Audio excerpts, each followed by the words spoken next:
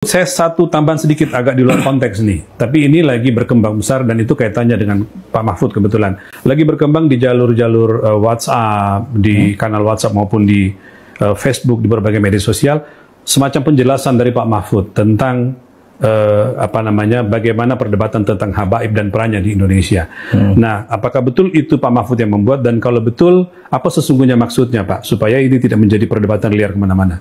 Iya, sebenarnya begini. Saya membuat surat itu sebenarnya surat saya pribadi kepada Rhoma Irama.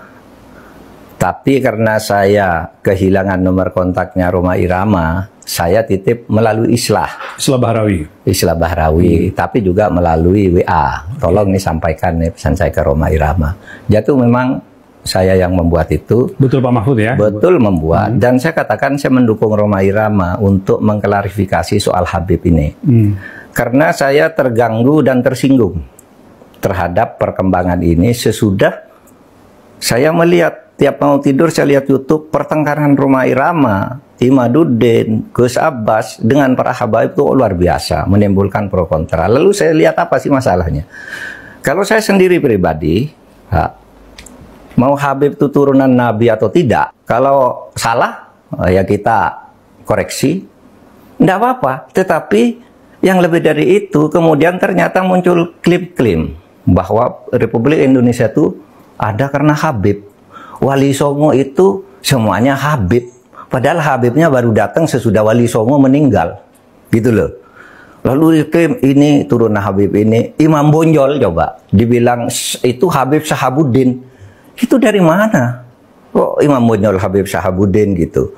Lalu ada hurufatnya bahwa kakek saya yang nama Mugaddam itu bisa membentak malaikat mungkar dan nakir katanya. Karena menyiksa orang di sebelahnya, orang banyak dosa dikuburkan di sebelah kakek saya itu, lalu disiksa oleh malaikat mungkar nakir. Keluar kakek saya panggil mungkar nakir, pergi kamu katanya. Itu kan hurufat. Meskipun ini tidak bisa merepresentasikan Habib tidak, gitu Pak. Wah, Habib banyak yang bagus. Saya punya Habib Quraisy Shihab bagus. Saya punya Habib Alwi Shihab bagus. Habib Syekh saya kenal bagus, sangat santun. Ya? Ada juga Habib namanya Habib Ahmad, bagus. Habib Abu Bakar yang saya kenal di Pasuruan, bagus. Dan semua itu dihormati. Habib ini nih mengklaim-klaim begitu, dan orang yang tidak tahu, orang awam banyak yang percaya karena ini Habib yang ngomong, Habib benar. Lalu rasa cinta saya kepada negara ini menjadi luntur. Seakan-akan ini karena Habib. Di situ saya tersinggung. Rasa cinta tanah air saya, kebanggaan kepada leluhur saya sendiri itu bangkit.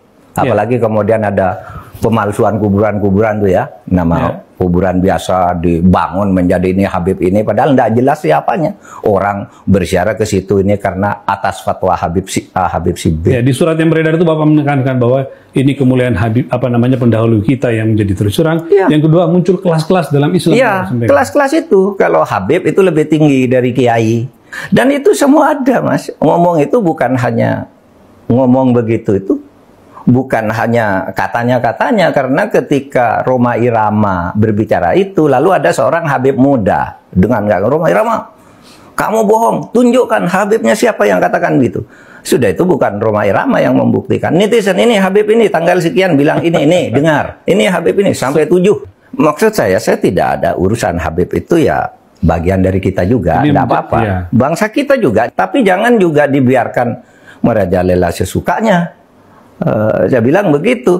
Ada yang mengatakan kalau Indonesia ini merdeka dibutuh oleh Habib ini. Bung Karno itu tanggal 17 Agustus dibantu oleh Habib siapa gitu untuk menyatakan kemerdekaan. Loh, kita tahu yang bantu tuh Jepang, namanya Maeda. Iya kan? Laksamana Maeda ya. Laksamana Maeda yang menampung Bung Karno. Bung, kalau kamu mau merumuskan kemerdekaan biar aman, tidak ada yang ganggu, di tempat saya aja.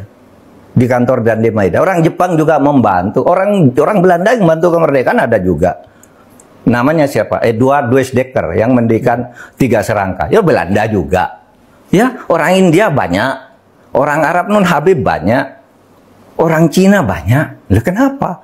Kok lalu diklaim oleh Habib? Ya kita sendiri yang paling dominan, yang lain tuh yang membantu. Kan gitu kalau saya ya, rasa nasionalisme saya.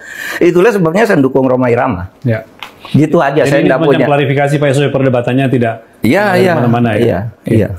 Baik Pak Mahfud, terima kasih. Kemudian mereka beristidlal, berdalil dengan kitab-kitab Ibnu Hajar yang ada di abad 10. Saudara-saudara sekalian, strategi Belanda untuk membungkam pergerakan para syarif dan para sayyid yang sudah memiliki tampang Jawa, tampang Sunda, tampang Madura, Arabnya hilang, maka mereka abad ke-19 mendatangkan orang-orang dari Yaman, klan Ba'alwi, yang sebetulnya Belanda dengan Ba'alwi ini genetikanya sama-sama Yahudi Hazari, jadi mereka sekeluarga. Kemudian klan Ba'alwi ini pintar berbahasa Arab, wajah tampangnya Arab, diklaim datang ke Indonesia, ini cucunya Rasulullah yang asli, itu yang namanya Dzurriyyah yang Wali Songo, bukan cucunya Rasulullah. Maka kalian semua tertipu oleh Belanda semua. Sampai detik ini di Malang ini banyak orang-orang yang percaya kalau yang namanya klan Ba'alwi itu adalah Dzurriyyatur Rasul, sementara Wali Songo dianggapnya adalah dzurriyyah palsu. Ini adalah sesat dan menyesatkan, dan ini adalah salah satu antek-antek daripada Belanda. Maka dari itu yang namanya Wali Songo itu tidak bisa disebut Habib. Wali Songo dari Hijaz, Habaib itu dari Yaman. Wali Songo dari Hijaz, dari Sayyidina Hasan disebut Sayyid, dari Sayyidina Husain disebut Syarif. Makanya saudara-saudara sekalian, seluruh julukan-julukan Wali Songo tidak ada yang disebut Habib. Sunan Ampel disebutnya Sayyid Rahmatullah, Sayyid bukan Habib. Punya bapak namanya siapa? Namanya adalah Sayyid Ibrahim Asmorokondi, As-Samarkondi juga Sayyid.